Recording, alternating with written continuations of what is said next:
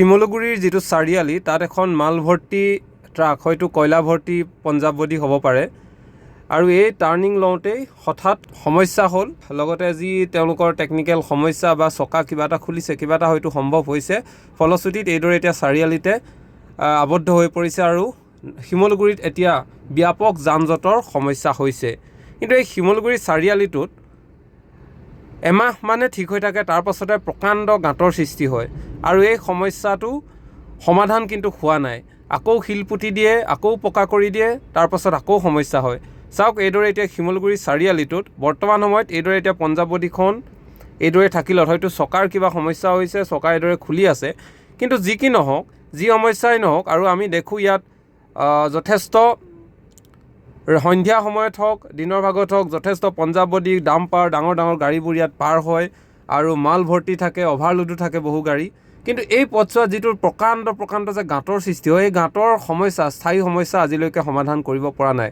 তাৰ ফলশ্ৰুতিত ইয়াৰ লোকসকলে আৰু শিমলুগুৰিৰ মানুহবোৰে সদায় ফ্ৰেছ হাৱা নাপায়। ইয়াত যেতিয়াই এনেকুৱাই ধূলি, এই হয়তো এই গাঁতকেইটাৰ কাৰণে ধূলিৰ সমস্যা হয় আৰু এই সমস্যাটো কোনোদিন সমাধান হোৱাই নাই। চাওক এতিয়া এইদৰে পঞ্জাৱ বডিখন ইয়াত এতিয়া ৰৈ আছে, চাৰিআলিটোত আবদ্ধ হৈ পৰিল।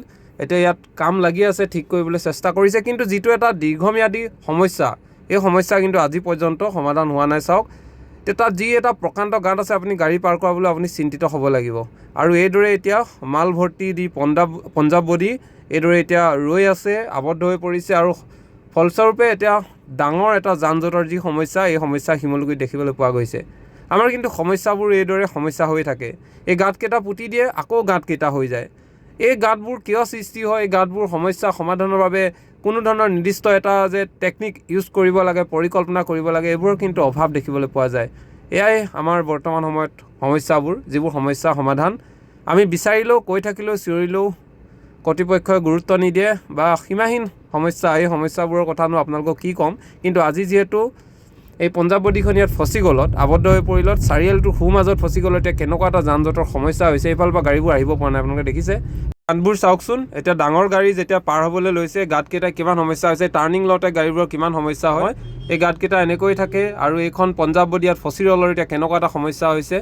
এয়াই আমাৰ দৈনন্দিন ভুগি থকা সমস্যা, যিটো সমস্যাৰ সমাধান নাথাকে। আৰু ইয়াৰ মানুহখিনিয়ে প্ৰতিদিনে অকল ধূলি খাই থাকে, কেৱল ধূলি। শিমলুগুৰিখনত আপোনালোকে চাৰিওফালে অকল ধূলি পাব, চবফালে ধূলিময়। এই ওচৰৰ দোকানবোৰ কেৱল ধূলিৰ মাজত থাকিব লগা হয়।